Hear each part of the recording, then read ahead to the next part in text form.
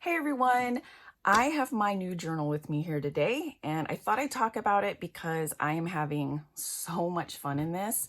First things first, I did make this cover. This is the same leather that I'm constantly using to make covers. This particular piece is from Waterhouse leather. I'll have everything linked below. This is water buffalo leather. They call it Maverick. And you know, I love this leather. So this is actually the thinnest weight that they offer. They offer like 3 different weights. So this is like the 4 to 5 ounce. And as you can see, there is no closure on this at all. And because this is such a thin piece, I was able to make this into just a folio with no closures at all. And I got it to lay flat without a closure, which makes me so happy. I was hoping that I could manipulate this leather enough to be able to do that. So it's still kind of in training, but I'm really, really happy with how it is behaving. So I picked this piece. Oh my gosh, like let's just look at the puffiness of it. Oh my gosh, I was saving this piece for something special and I don't really know if this is a special case, but it was the next thing I wanted to make. So I finally used this piece and I love it so much. It's so puffy. And on the underside of this, it was so soft, like, ugh. So this size is really weird. Let me see. All right, I've got some notebooks here for size reference. This is your normal standard traveler's notebook size. This is actually a Traveler's Company insert. This is a moleskin notebook, which some companies will call this wide size, but you can see how much of a difference there is between standard and wide. And just for fun, this is a Yoseka Notebook, hold on, from Yoseka Stationery, and this is an A5. So you can see the difference here. A5, moleskin, and then standard traveler's notebook size. This size is right between moleskin and standard, because for some reason I thought standard was a bit too narrow for how I was wanting to journal in this, and then moleskin was just a little bit too wide for whatever reason. It just is what it is. So I decided I needed it right between there, and that's what I did. So this notebook that's in here, it is, I have it upside down because I don't want to start on this side, but it's an Elia Note, and so this comes only in A5, I believe, almost 500 pages, and it is Tomoe river paper. So I really badly hacked this down with one of my rotary cutters and made it right between these 2 sizes, and then designed this cover around that whatever size. So I got this really, really customized to what I wanted. And there you have it. That's the beauty of being able to just create your own stuff and getting your own leather and just playing around with it. So as you can see, I have these beautiful scalloped pockets in here. I will take it out because I'll show you how I have it in.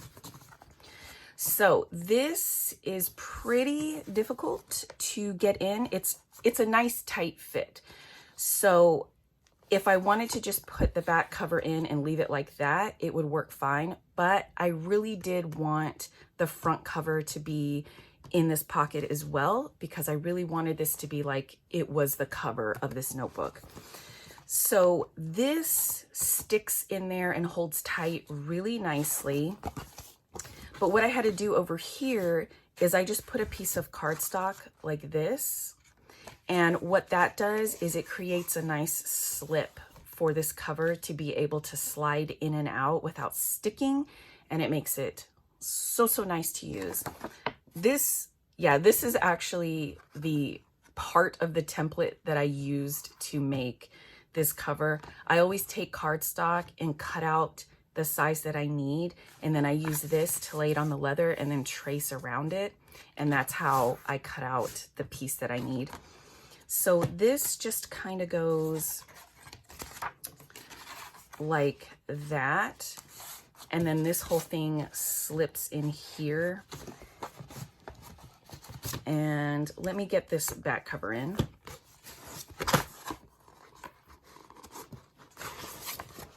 Oh, that went in pretty nicely. Probably because I've been doing this a lot. So this actually needs to go all the way in there. There we go. And then I kind of just go like this to train it. And then you can see how that just kind of slips in and out of there really smoothly. So that's the way that I've hacked that. And the reason I have it in backwards is because I actually was using this over a year ago for like some kind of random journaling, and I ended up not continuing with that. It was pretty redundant. So what I did was I sliced out those pages and I just kind of bind them with binder clips and put them in storage, like where I archive all of my used inserts, and pretty much just made this a fresh book to be able to use. So let's see. What I ended up doing in order to get this cover to close pretty flat is I really had to break in this spine, like a lot. So let me take it back out.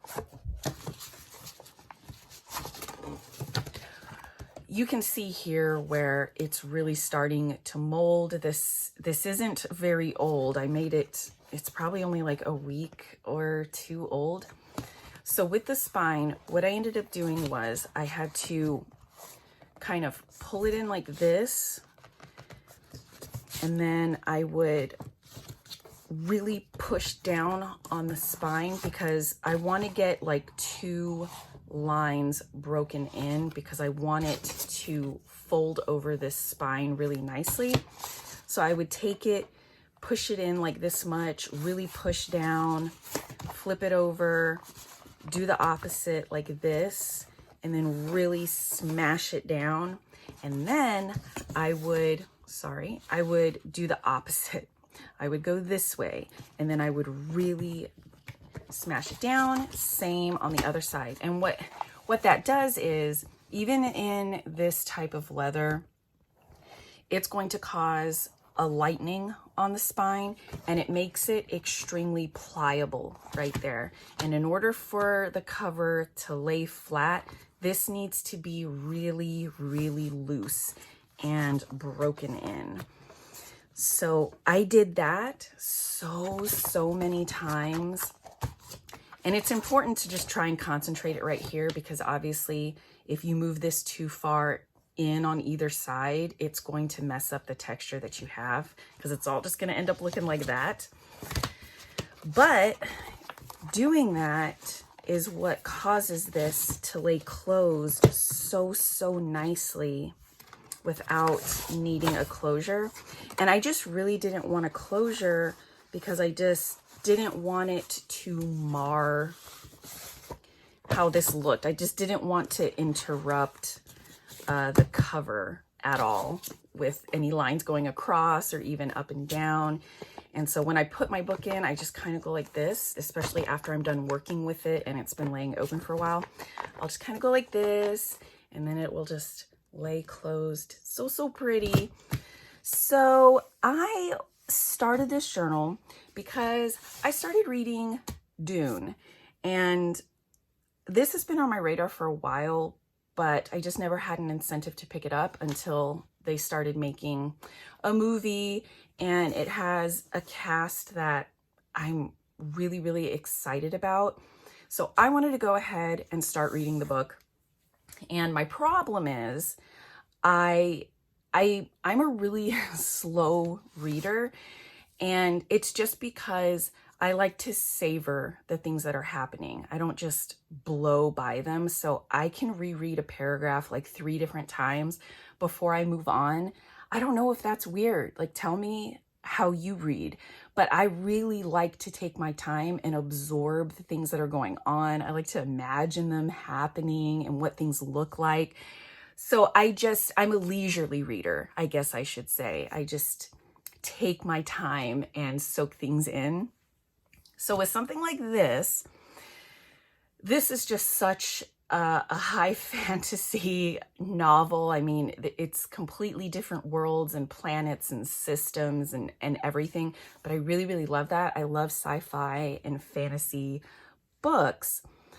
But I get interrupted a lot, and sometimes it will take me like a few months or something even just to get through a book, especially one this big and this detailed, and just life interruptions, you know. So with this, it's just a way to help me remember characters, places, you know, settings, and important things like that.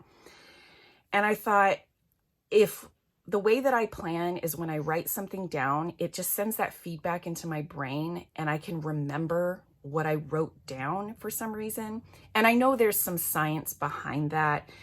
And for me, it gets to a point where once I write something down, I don't even need to go back and look at that again, because for some reason it's stuck in my mind. I can see it, how I wrote it and where I wrote it.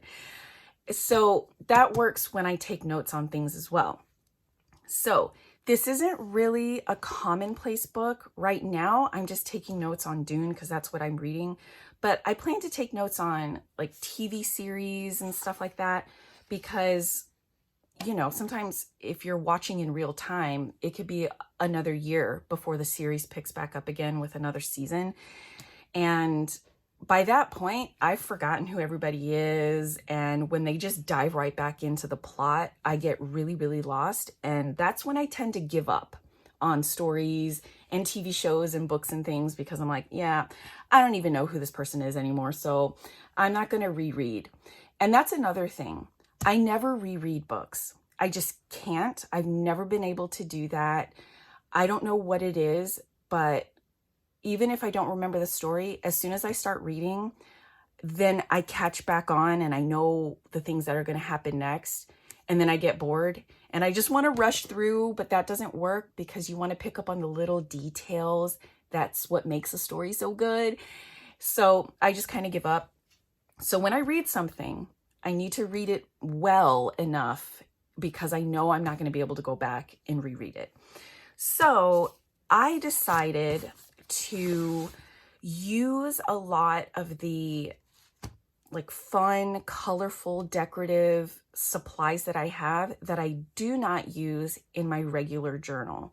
So also, I guess, spoiler alert, if you know you're planning to read this, you might not want to read too closely about my notes. Although I've just started, so this is more like who people are and like what things are and where they are. So I've been using some markers, and I'm still using decorative stuff that I use in my journal, like washi tape and stickers and stuff. But I've been incorporating watercoloring and just mostly my markers that I bought 2 years ago or something that I never used. So I've got so many Crayola Supertips. I actually bought the 100 pack over 2 years ago now, and some of these hadn't even been used yet. So I'm really excited to be able to use colorful markers that I've had. And I have my this is just a tin I got off Jet Pens, but these are all the watercolors I own. They are from Rachel Beth, and I forgot who this is from. I will link it below. I'll have everything linked below. And then I have this one little one from London Gifties. It was in a subscription box, but oh, Hydracolour, that's who it is. Yes, some Hydracolour. And this is how much I bought before I realized that I'm just being influenced by what I see on social media and I'm not actually a huge watercolor person. So luckily I stopped at this, which is a manageable watercolor collection for me. And I'm glad that I'm finally using this in a more regular way now. So hopefully some of these pans will start disappearing. So I've been doing different types of lettering. I have my fountain pens that I'm using, my Crayola Supertips, and I'm just having fun being scripty about stuff. I don't really have a regular system of how I work in here. You know, this is still pretty new, so I will read for a little bit at night, and then maybe the next day I'll come back in here and then just kind of draw out some names or places that are really unfamiliar to me and just leisurely record things. And especially when I'm taking a lot of time being all scripty about it, that sends a lot of reinforcement back into my brain. So what I've been doing is I try to do some hand lettering with the actual names and places, and then underneath I'll just write in one of my fountain pens. Yeah, this is a TWSBI Eco and it's full of Noodlers Lexington gray, and I'll write details in Lexington gray, and I've been keeping that pretty consistent, that details and explanations are always written with this pen. So everything is a little bit different. I just kind of do what I want. I don't have any rules for this. If I decide that I get to a certain plot point and that I have a lot of feelings about it, I wouldn't even mind just writing out a whole page of just rambling about it if that's what I wanted to do. So you can see markers, my fountain pens, stickers, just kind of fun notes to keep myself remembering all the different things that are happening. At the beginning of this book, it's such an info dump. You know, every other word that they say is some kind of new made up word that references a whole system. I mean, it's pretty intense. So I'm at the point where I'm just trying to wait for the plot to start carrying along. So here I finally started using the watercolors. This dude's name is like Peter, and in my mind I had been thinking PETA, you know, so then nope, it's actually Peter. So I got my watercolor brush pens. This one is the Aquash, the Pentel one, and then this one came in a London Gifties subscription box, and this is the one I currently have filled because I hadn't used it yet, and so I wanted to try it out. So I used, this one's really fun. This is actually Oil Slick by Hydracolour. So it looks black and then it has this crazy purple sheen. So I was inspired by Mitts, My Life Mitts, because in her normal journaling, in her Hobonichi, she uses her brush pen like this and watercolors, and then she outlines in pen, and I just love the look of that. So I wanted to try that out. Super fun. I am very, very finicky when it comes to hand lettering with brush pens or anything like that. I will hand letter, let me see. Okay, yeah, so the Harkonnens and Duke Leto. I used a Crayola Supertip for this. This is literally the only thing that I feel like I have control over when I'm lettering like this, like the proper way. So that's why I have so many of these. I've tried all different kinds, like so many different kinds that I wasted money on. And then those regular, like Tombow Fudonosuke with the soft tip and the hard tip that are the really tiny brush pens. I cannot master those. I'm always in awe when I see Brittany at Carrots and Olives. she's so masterful at that, and I don't know how she does it. And every time I go into practice with it, I'm just like, no, just pass. I'm not even gonna try with that. But there are things that do work for me, like these markers and then these watercolor brushes. For some reason, I don't know what it is about the tension of these bristles or something, but for some reason, I'm really able to control this. And so, you know, you just experiment and then go with what works. Like, don't try to force anything else, right? So I had so much fun with this, and I can't wait to do more. Here, I just tried to do some plopping. I used to do this like a long time ago. I even have a video where I did this on a Hobonichi spread where I was just journaling from a journaling prompt or something. But yeah, so I'm really having so much fun in this, and this is going to evolve so much. I already know. I'm also watching The Expanse on Amazon Prime, and oh my God, that show is so good. And it's so complicated because it has to do with like the whole solar system worth of people. So I am probably going to end up taking notes on that as well. And I'm going to figure out how I want to tab these, because I think I'm going to do tabs at the top and tabs at the side to kind of break up, because I'm just going to take notes as I'm watching things. So if I want to start taking notes on The Expanse or something, I'm just going to go to the next blank page and do that. But I probably want to have some kind of tab reference to know where to look when I need to reference that information again. So anyway, oh, I wanted to show this. I just got a stupid large order from WaWa Stationery on Etsy, and this is one of the things that I got. It's just a cardstock craft. I don't know what it is. It's just like a holder. It's got different slots in it, and when you buy this, I think they're out of stock, but it said when you buy these, it will come stuffed with random pieces of ephemera. So these scallops are so darling, and I thought they just went perfectly with the scallop pockets I put in here. So I think I'm going to stick it down here and then change out like the stickers or decor that I put in here. But first I need to decorate these inside pages. You know, I'm going to decorate this as well, but it's a work in progress. So I'm just going to be taking my time and having fun with this. And I have taken out my Delfonics utility pouch again, just because I needed a way to store all of this stuff. So I'm also revamping how I'm containing all of my supplies again, but that's really fun. I like playing with all the things that I have. So there's that. Let me know if you're reading Dune, because that movie's coming out. I mean, it has Timothée Chalamet and Rebecca Ferguson, and I just adore them.